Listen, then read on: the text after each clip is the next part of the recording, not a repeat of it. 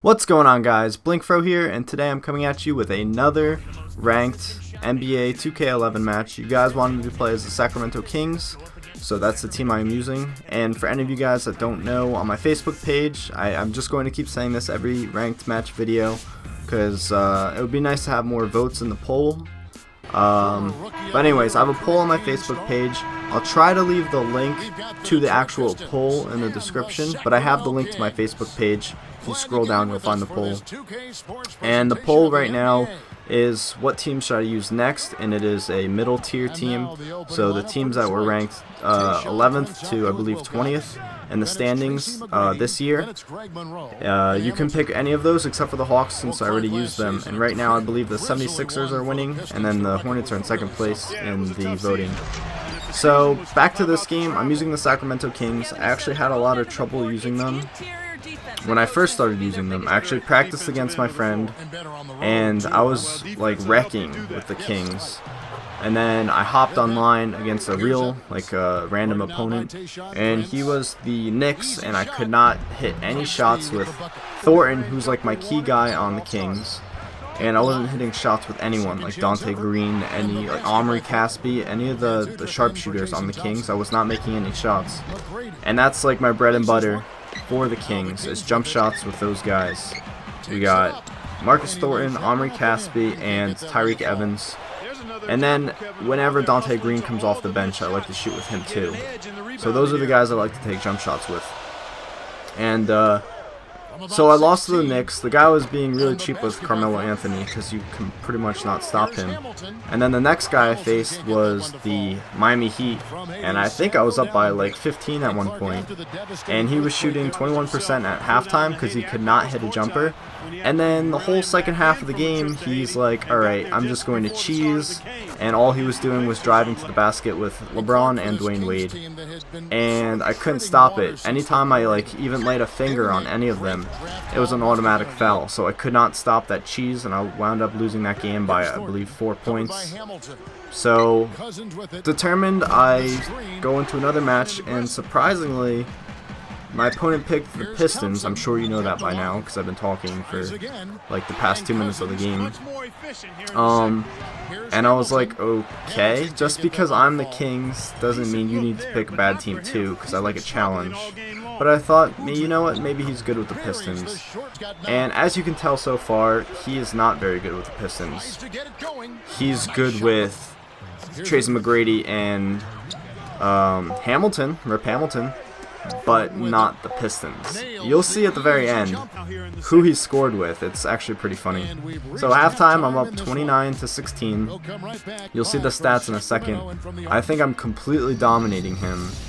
I think he skips through it real quick, so I don't know how much you're going to see. 50% to 25%, 1 of 1 from 3-point to 2 of 9, and I think it said 20 rebounds to 14, so I was pretty much dominating him in everything. Well, everything they showed at halftime, and I just kept pouring on the pressure. This game was actually a really, what's the word, like sloppy, not sloppy, that's not the word I'm looking for, like, I don't know, can't think of the word right now, but it's, yeah, basically just a sloppy game, like, just doing whatever I can to get points, not really running plays, not really setting up for anything. It was mainly like scoring on the fast breaks, scoring quick. I mean, a couple times I ran a play, like the pick and roll. The pick and roll is pretty much the only play I use. I never used isolation. I think I might have called 1 or 2 positional specific plays. But, like I said, most of my points came on the fast break. Oh, that's the word I was looking for. Scrappy. This is a very scrappy game by both of us. And I was surprised because I was actually making most of my shots with Marcus Thornton. And when that happens, I'm pretty much unstoppable with the Kings. It doesn't matter who I'm facing. If I can get my shots down with Marcus Thornton, who was one of my favorite guys on the Hornets until they traded him. So obviously he's not one of my favorite guys on the Hornets anymore since he's not on that team. But I honestly think the Kings got a steal with Marcus Thornton. I mean, Carl Landry is nice, but Marcus Thornton, oh my god, he has potential to be so much better. He's pretty much a sharpshooter. He's kind of like J.R. Smith, only I think he has potential to be better than J.R. Smith. He's like shooting wise, not athletic wise, because J.R. Smith is nasty with dunks and athleticism. But Marcus Thornton is a sharpshooter, and I'm really kind of wishing the Hornets never traded him for Landry. But if the Hornets didn't have Landry, they wouldn't have won 2 games against the Lakers in the playoffs. And if David West leaves, the Hornets have Landry to start. So if he leaves, then maybe I'll reconsider the trade and say, hey, maybe that was a good trade.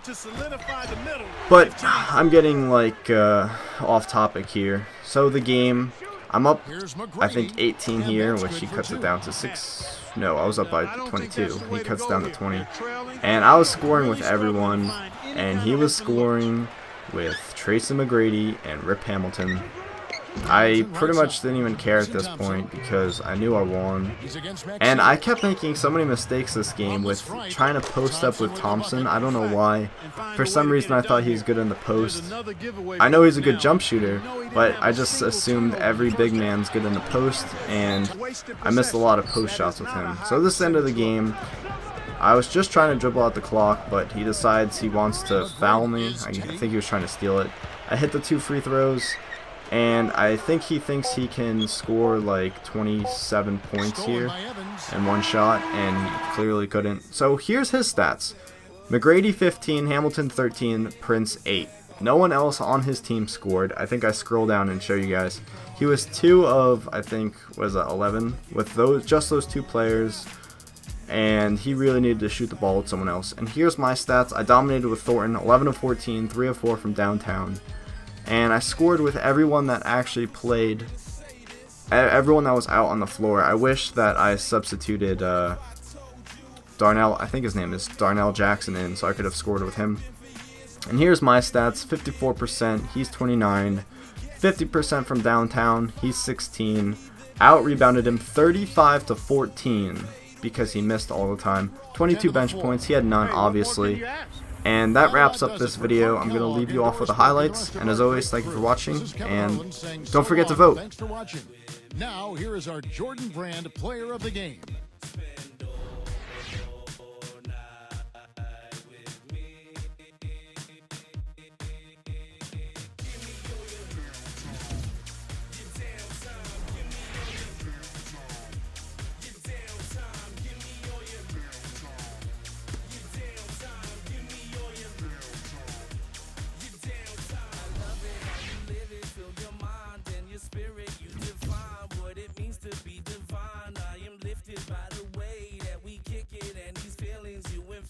Make me act a little different. This is something so terrific. But look in your eyes.